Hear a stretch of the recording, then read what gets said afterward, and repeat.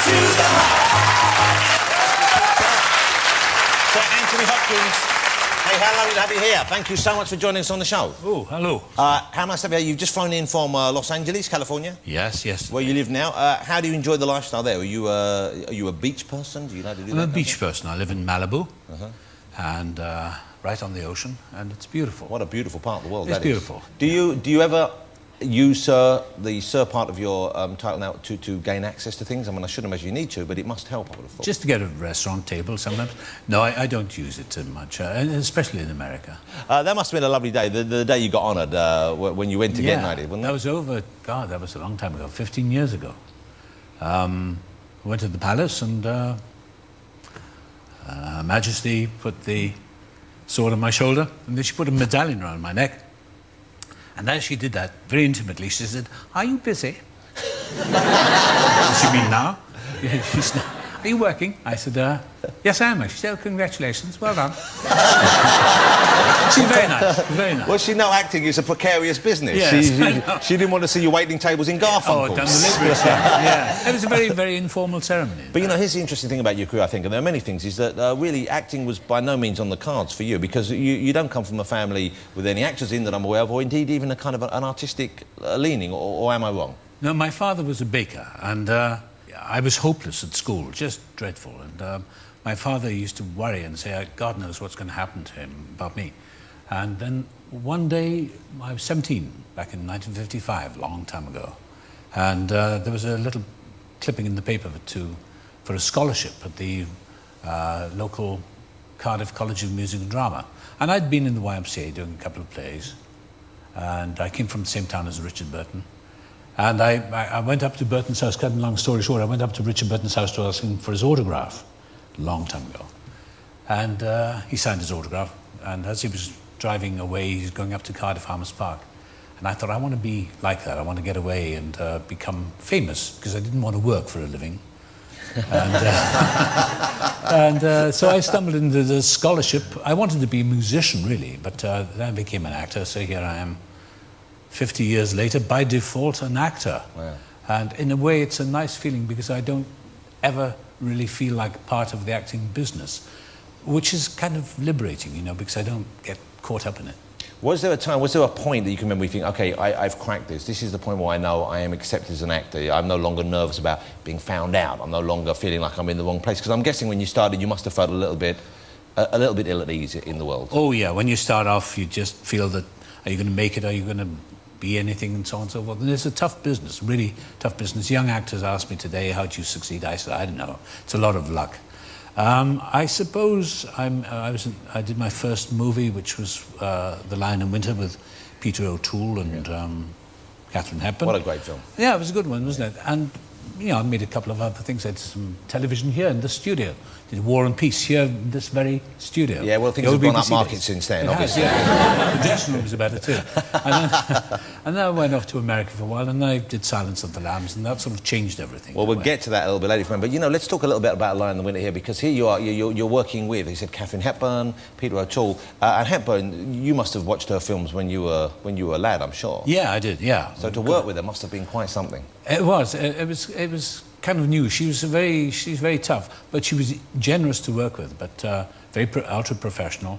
O'Toole was great as well. They both were. It was, for me, a great launching pad to push me in the deep end with those two. You've worked with a lot of stars from that period, and also kind of a lot of the new wave of stars, of course. You know, you've worked with most of the big names in modern cinema as well.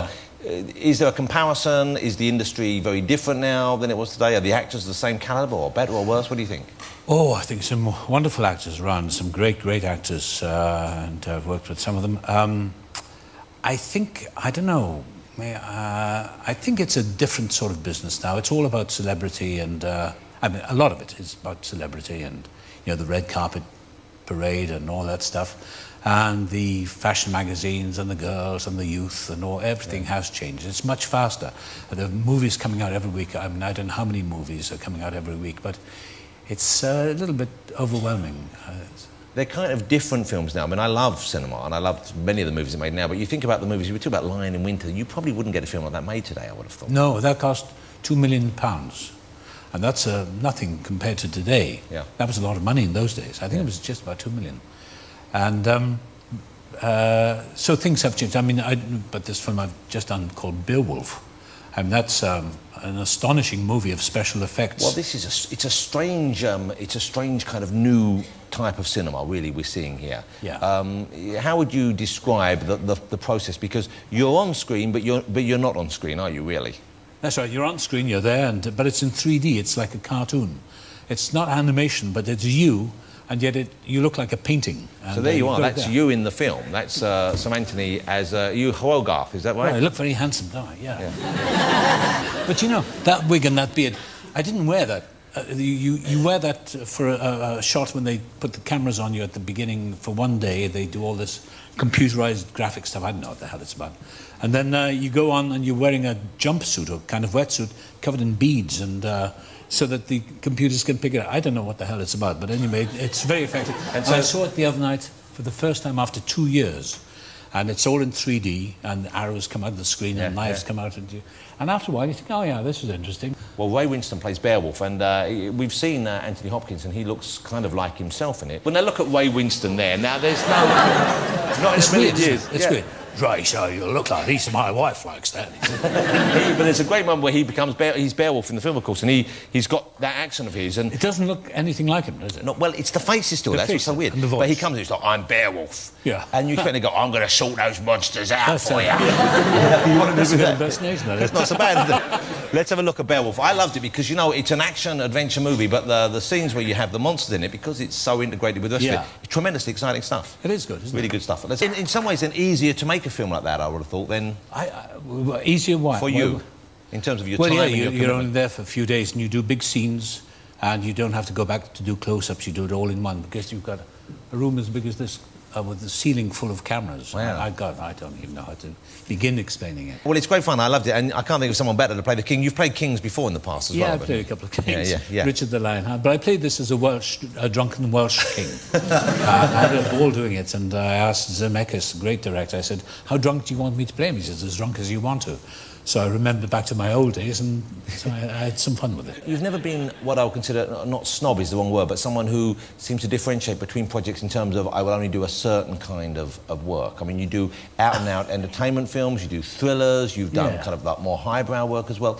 Is there an approach you have where you try and mix and match deliberately, or is it just what grabs your fancy at the time?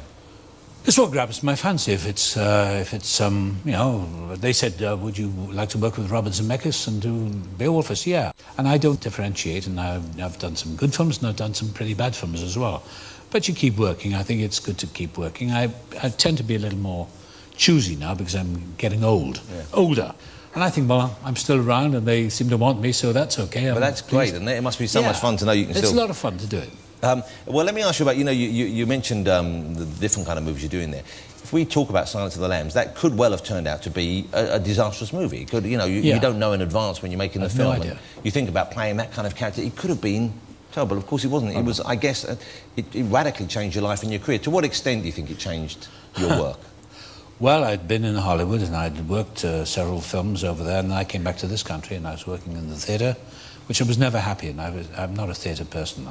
People tell me that I was, but I never felt... Well, people loved seeing you on stage. I know Olivier, you stole the show from Olivier at one stage in his career when he was ill. Well, I never felt comfortable in the theatre. I mean, I admire people who can do it. I really do. But my attention span is so short, I couldn't do it more than 2 days, and that was it. I was looking at the calendar. But back in 1989, my agent phoned up. He said, would you like to read this script called The Silence of the Lambs? I thought it was a kiddie's story, a children's story. So he said, I'm going to read part of Hannibal Lecter. So I read it, and I knew it was going to be a good one. I knew it was one of those going to be a successful movie because of Jonathan Demme and Jodie Foster. It's a quality setup right there, those guys involved. It is. How did you decide on how to play him? How much input does the director have, or the writer of the movie, and how much do you bring to it yourself, in the case of Hannibal Lecter in particular? Well, I just read the script and I thought, I know how to play this guy. On the first reading, I don't know, it's an instinct you have. And whenever I take a part in the film, I read it and I think, I think I can do this. And a good director will let you do your thing and will direct you accordingly. But so I had a pretty good idea how to play him. Are you one of those actors who immerses themselves in the role? Are you at all method in your approach? Not really, no. Never have been. I learned the lines, show up and do it. I learned the lines pretty well, and by doing that, it sort of acts itself out. Yeah. Maybe I'm shallow, I don't know, but... Did you base him on anyone at all? Hal the Computer in 2001. Really? Remember that one? Yeah. Yeah, well done, Dave. And I wanted to get this disembodied voice as if he was a killing machine. But that was great. 2001, you're right, is that kind of like very cold and yet calculating and unemotional. Well, the trick is, I guess, to play a man like that, to play him very sane, to play him really normal, and then let the audience do the work. So, hello, Clarice. It's not real FBI, is it? And let the audience do all the work for you. You don't have to play crazy. Have you ever used that voice on the phone to get slightly better service? Yes, yeah, I have. Hello there. I remember sitting in the movie theatre in Los Angeles, and it was a private showing of it, and I was sitting behind some friends I'd invited, and I tapped them on the shoulder just afterwards. I said, "Are you enjoying yourselves?" And they, no! I was in an elevator in, where's the Century City one day? I was in, this was not that long ago, maybe 10 years ago. I was in an elevator, and it was one of those big steel elevators, stopped on the 4th floor, and a woman got in with a little boy. He was about a 10-year-old kid. And so I was standing behind them, and as the elevator went down, she said, "What does this remind you of, this elevator?" He said, "Hannibal Lecter." So I just stood very quietly, and she turned and she said, "Ah!" And the boy jumped as well because his mum jumped. Were you tempted to do the old... How do you do that, actually? It's quite easy. Well, you say You can all do it. But you keep the tongue back there. I don't know, it's such a long time Hey, ago. but where did that come from? It was on the moment when I said I ate his liver with some fava beans and a nice Chianti. And a little voice in my head said, "Go on, do it." I mean, I should have stopped doing it now, though, because it's beginning to get up close. It's a bit... It's so boring, yeah. No, it's not boring. It's just it's a little bit arousing. You've got somebody you can talk to about this? It's good psychiatry. 3 times you played it altogether. Yeah. Yeah. Silence of the Lambs was enough, I guess. But we did the others. They Well, you know, the other two were fun. I mean, they weren't... Yeah. They're never going to be as good as No. that, because that was just such an incredible But I was thing. asked if I would do it, and I said, "OK, let's go ahead and do it." But You know, what's fascinating about your career, if you allow me to get slightly... to pronounce upon it here, is that with just the one simple set of buttocks, you've managed to ride the twin saddles of commercial cinema and the art house. Yeah? If you're still with Have me. I? Yeah. Yeah. You know, Well, movies no. like that, huge hits, huge commercial hits. Yeah. Beowulf, I think, will be a huge hit as well, because it's I great guess fun so. and it's I hope it is. unashamedly entertaining. And yet you also make the Merchant Ivory movies, which are entertaining, but in a very different way, of course. And I know you've completed another of those, I believe. Yeah, I did one in Argentina with them. You know, Ismail Merchant died about 3 years ago. Sadly, yes. And James Ivory was there. So I finished that last New Year, I think. And it's called The City of Your Last Destination. I hear it's a good movie, but I enjoyed working with Jim. We did, it was The Remains of the Day, Picasso, and what was the other? Howard's End. Yeah. Well, Remains of the Day is one of my all-time favourite films. Yeah, it's a good one, isn't it? I love the movie and I love your performance in it. He's a very easy director, James Ivory. He's one of those directors who lets you come to the part, and then he doesn't do very much. He just points. He said, "So where do you want me to exit?" You say, or should I come? I don't know. That's up to you. You're the actor. And you do a take. You say, "Okay, that's fine. Okay, let's do another one. Maybe do it a bit faster." So he's a very easy director. So he knows what he wants, though, but he lets it come out of you. Yeah, he just trusts the actor to do it, very much like Zemeckis does and Jonathan Demme. The best directors, Spielberg, they all let you get on with it, and then they give you a few pointers, a few directions and whatever, but that's the best way to work. But they trust you, or else they wouldn't have employed you, I guess. Yeah, or you get those directors who want to do the performance for you. I worked with one like that. He wanted to give you every gesture, I said, "Do you want to do the part?" So he backed off then. I did my Hannibal Lecter look and he ran away. Are there any directors left who you love to work with? You approach your job in that way, say there's someone here I'm after if ever they need me, a particular director or other actors indeed? To work with? Yeah, that you I actively haven't- would seek out their... Well, I suppose I'd like to work with De Niro or something like that. Or Pacino. Directors, I suppose Scorsese. I worked with some pretty good ones. Yeah. And I don't think about it much. That's the wonderful thing. You see, I live my life and I don't think about acting at all much.